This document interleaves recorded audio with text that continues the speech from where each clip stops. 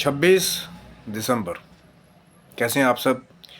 Shiv शक्तो home channel पे आप सबका हार्दिक स्वागत है और आशा करता हूं कि आप सब कुशल से होंगे, मंगल से होंगे। और चैनल पे यदि नए हैं तो चैनल को सब्सक्राइब कर लें ताकि हमारे द्वारा बनाई हुई कोई वीडियो सबसे पहले आपको प्राप्त हो।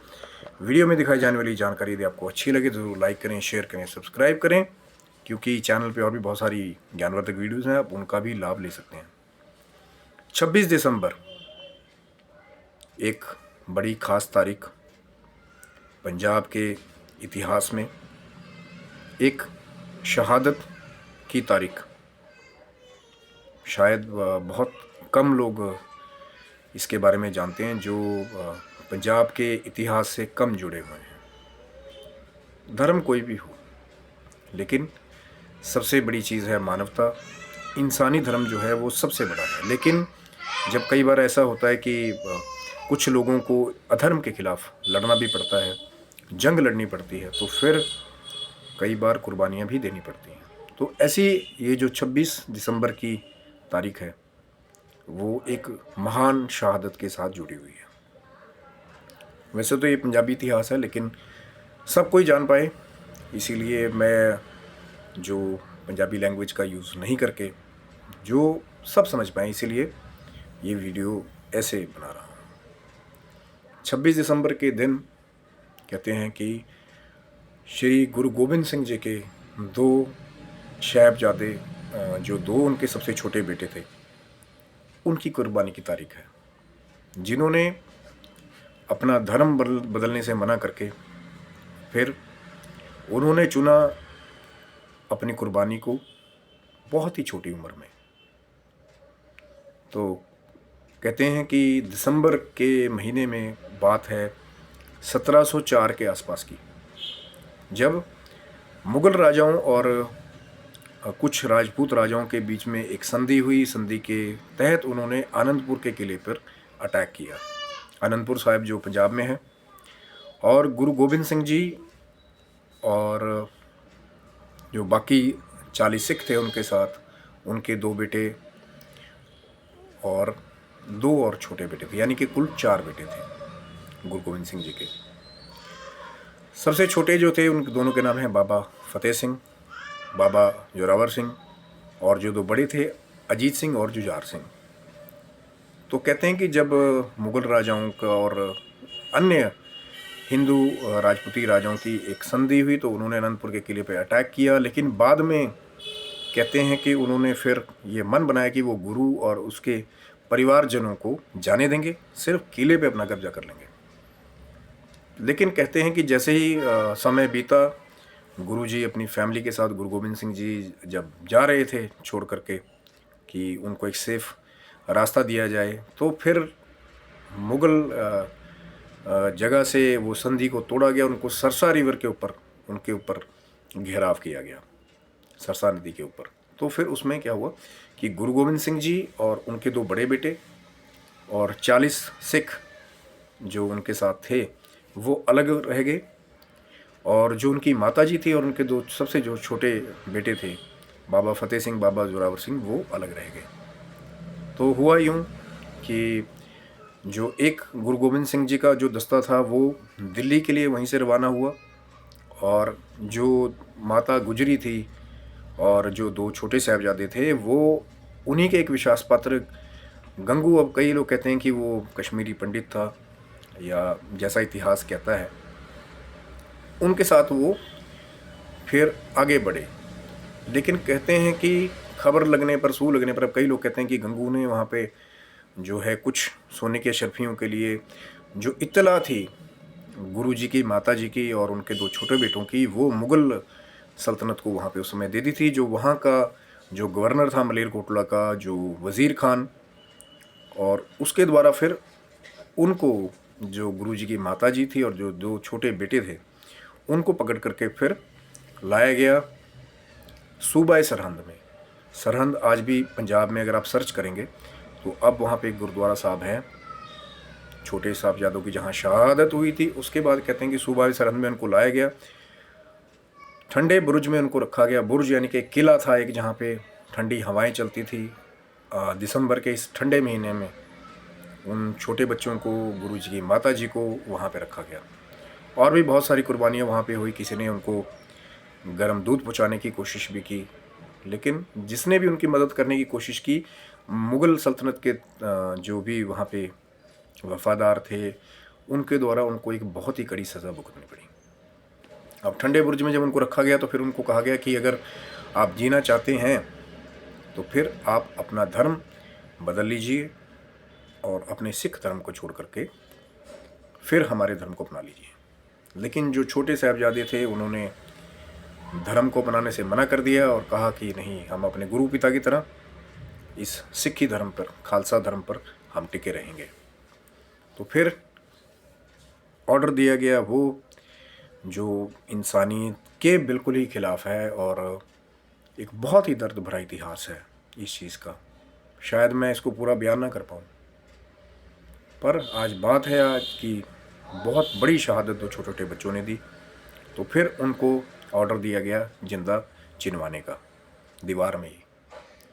और ये सब कुछ हो रहा था सरहंद में, और सरहंद की उस जगह में कहते हैं कि फिर जब उन्हें हर तरह से डराने धमकाने की कोशिश की गई, नहीं वो माने, तो फिर जैसा कि कहा गया था वज़ीर खान के द्वारा, तो फिर उन दो छोटे बच्चों को जो है वो जिंदा ही चिनवा दिया गया।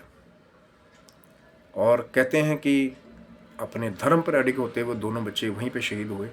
आज भी वहीं पे सरहंद का गुरुद्वारा साहब बना हुआ है। लोग इस तारीख में 26 दिसंबर को वहाँ पे दर्शन करने के लिए बहुत बहुत बड़ी तादाद में जाते हैं। लेकिन बड़े बड़े लोग जब इस इतिहास को सुनते हैं, जो एक काले इतिहास की तरह ही है, जब घटित हुआ, तो बड़े बड़े जो कहते हैं ना कि हमारा पत्थर जैसा सीना है, वो भी पसीज जाते हैं वहाँ पे जा कर के। तो फिर कहते हैं वहाँ पे जब उनकी शहादत होगी, कुर्बानी होगी, और वहीं पे जिंदा उनको चिनवा दिया गया और उनकी मृत्यु हो गई, तो फिर कहते हैं कि उनको दफनाने के लिए भी कोई जगह देने को तैयार नहीं हुआ। तो फिर वज़ीर खान के ही जो सभादार थे, उसमें एक टोडरमल दीवान नाम के भी थे, जो जैन थे। लेकिन कहते हैं ना कि इंसानियत कब कहाँ किसके अंदर जाग जाए, इसका कोई नहीं कहता। तो टोडरमल जी के अंदर वो इंसानियत जागी कि इन बच्चों का जो अपने इनके जो अंतिम जो क्रियाएं हैं वो वहाँ पे की जाए। लेकिन कोई ज़मीन देने को तैयार ही ना हो, क्योंकि मुग़ल सल्तनत का इतना खौफ था वहाँ पे कि जो भी इनकी मदद करेगा उनको फिर इसका गुस्सा झेलना पड़ेगा। उसके बाद कहते हैं कि टोडरमल दीवान जी ने, और ये पंजाब के इतिहास की सबसे महंगी ज़मीन है, कि उन्हें ये कहा गया यदि वो चाहते हैं कि इतनी सी जितनी भी ज़मीन पे वो सोने की अशरफियाँ बिछा देंगे, उतनी ही ज़मीन फिर इन साहबजादों की अंतिम क्रिया के लिए दे दी जाएगी। और कहते हैं टोडरमल दीवान ने एक फैलाव करते हुए पूरी ज़मीन, जितनी भी वो जहाँ पे आज वो जगह बनी हुई है, सबसे महंगी ज़मीन खरीदी और सोने के अशरफियों को वहाँ पे बिछा दिया। और तब वो ज़मीन प्राप्त की जहाँ पर वो छोटे साहबजादों की अंतिम क्रिया जो है वहाँ पे संपन्न हुई। जैसा कि लोग कहते हैं कि वहाँ पे उनको दफनाया गया, या जो भी संस्कार उनका वहाँ पे किया गया। अलग अलग साहित्यकारों के द्वारा इसको अलग तरह से बताया गया है। और शहादत के बाद कहते हैं कि एक लड़ाई जो है, जैसे कि गुरु गोविंद सिंह जी और एक मुग़ल सल्तनत के बीच छिड़ गई, और बाद में जा कर के जो है बंदा सिंह बहादुर ने भी वज़ीर खान से कहीं ना कहीं जाके इसका बदला लिया था। दो बहुत बड़ी मूवीज़ भी इसके ऊपर बन चुकी है, चार साहबजादे और बंदा सिंह बहादुर, दो फिल्में जो हैं अब तक इसके ऊपर बन चुकी हैं। लेकिन एक ऐसी गाथा है कि कई बार देखा जाता है कि बड़े बड़े जो है वो लोग जब धर्म की बात आती है तो टूट जाते हैं, छोड़ देते हैं अपने धर्म को, कि यार सबसे पहली चीज़ है कि अपनी ज़िंदगी बचाओ।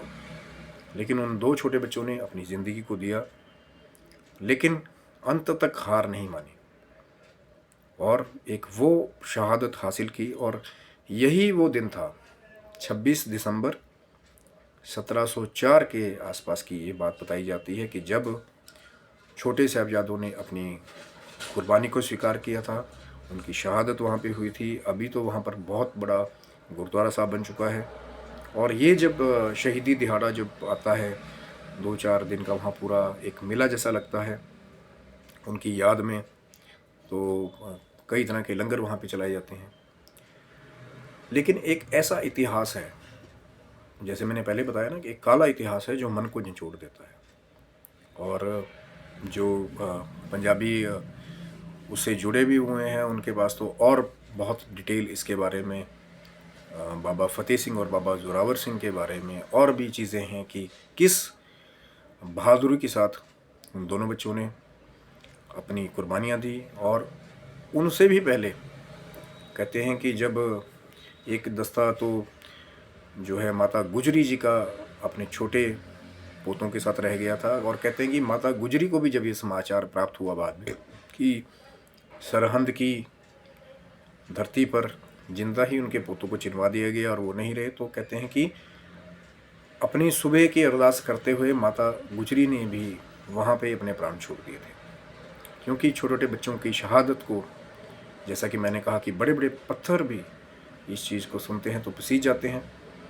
और आगे चल करके इसी चीज़ को जान करके बंदा सिंह बहादुर ने फिर वज़ीर खान से भी एक लड़ाई ली थी। देखिए, मैं किसी धर्म की जंग को शुरू करने के बारे में कोई बात नहीं कह रहा, मैं किसी दो धर्मों में अलगाव पैदा करने की बात नहीं कह रहा।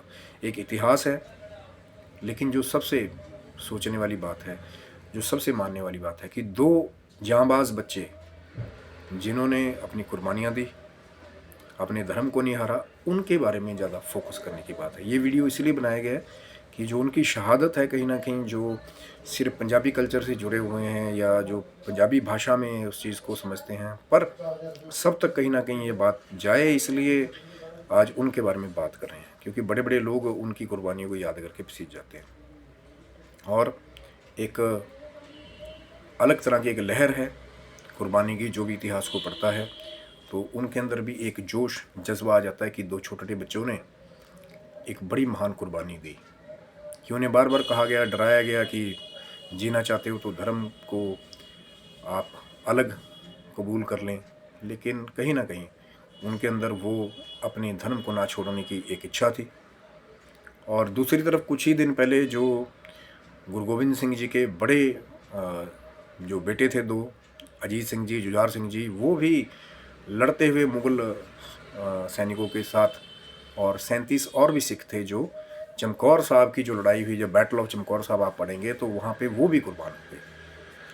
क्योंकि मुग़ल फ़ौज ने हर तरफ से उनको घेर लिया था। जब उनको पता लगा कि गुरुजी जो हैं वो चमकौर के आसपास कहीं पे हैं किसी किले में, वैसे तो पहले जो वहाँ के जो सूबेदार जैसे कहते हैं या जो चमकौर के एक तरह से जनरल थे, उन्होंने मना कर दिया था गुरुजी को सेफ पैसेज देने से और रुकने से। लेकिन जो उनके छोटे भाई थे उन्होंने गुरुजी की मदद की थी, उनको अपनी पे हवेली पर रुकवाया था। लेकिन जैसे इत्तला लगी तो मुग़ल फ़ौज ने फिर उस किले को भी घेर लिया था।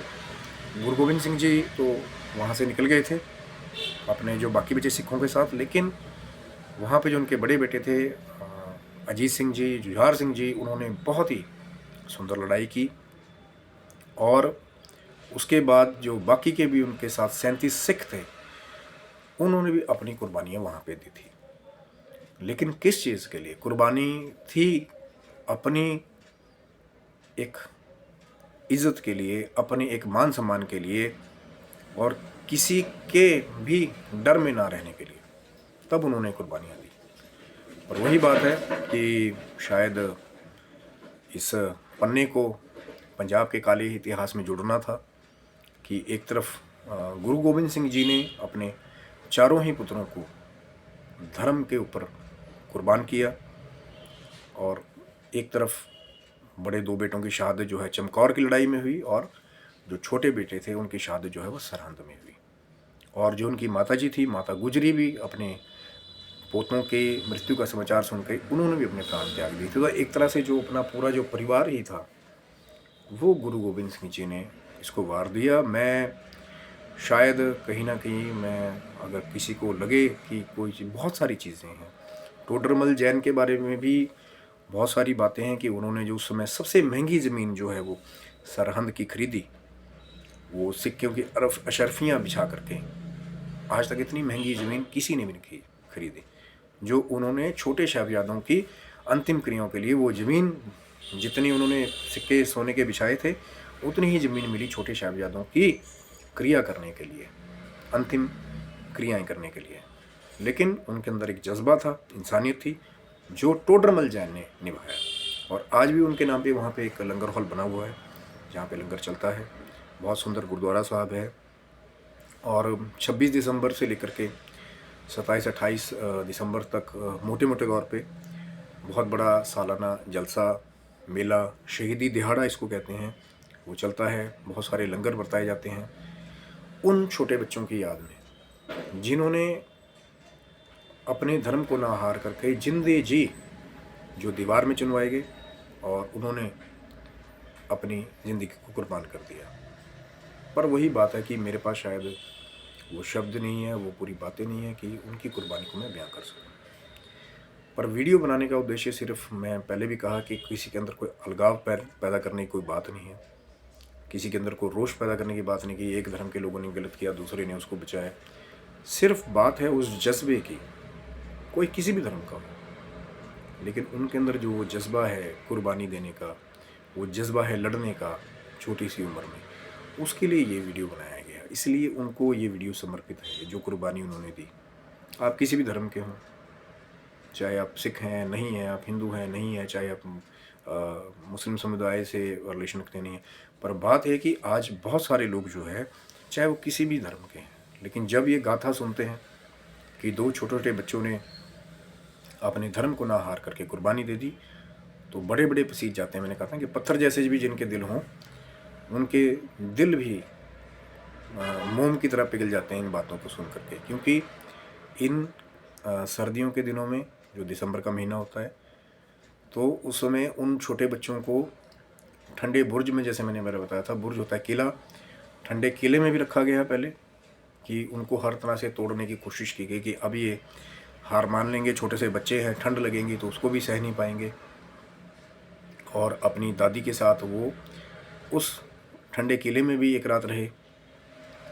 उसके बाद फिर भी उनको बार बार डराया गया, धमकाया गया कि नहीं, अब अपना धर्म बदल लीजिए, नहीं तो आप नहीं बचोगे।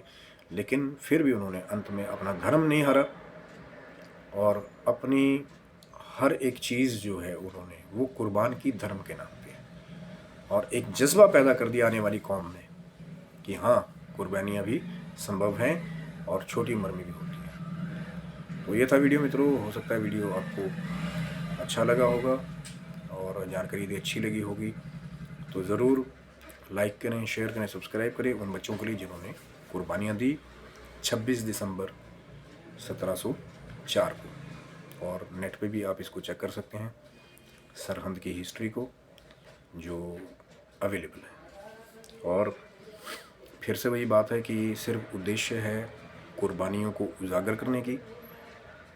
कोई भी किसी भी धर्म के साथ कोई अलगाव नहीं कि किसी ने गलत किया, सही किया, ऐसा किया, वैसा किया, क्योंकि इस चीज़ों से रोष पैदा होता है। लेकिन सिर्फ उजागर किया गया है उस दिलेरी को, उस जज्बे को, जो उन छोटे बच्चों ने दिखाया वहाँ पे सरहंद की भूमि पे, जिन्होंने मौत को भी हंसते हंसते गले लगा लिया, पर एक नया मैसेज छोड़ गए अपने पीछे कि हाँ, कि ऐसा भी कुर्बानी को दे सकता है, ऐसी भी शहादत को दे सकता है।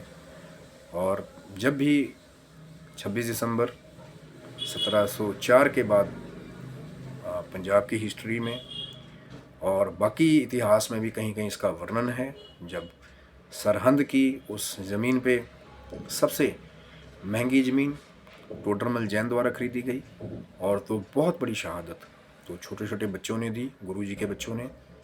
और गुरु गोविंद सिंह जी, जिन्होंने अपना पूरा ही एक तरह से अपना जो परिवार था उसको वार दिया कि आगे चल के धर्म जो है एक ऐसा धर्म हो जो खालिस हो। खालसा का मतलब जो है बहुत लोग गलत लेते हैं। खालसा का मतलब होता है खाली रहना, जो बैर से खाली रहे, सम्मान दे, इज्जत दे, ऐसे पंथ की स्थापना गुरु गोविंद सिंह जी करना चाहते थे। चैनल को सब्सक्राइब रखिएगा। हो सकता है खालसा जो शब्द आया कैसे बना इसके बारे में वीडियो आए, तो आप बने रहें।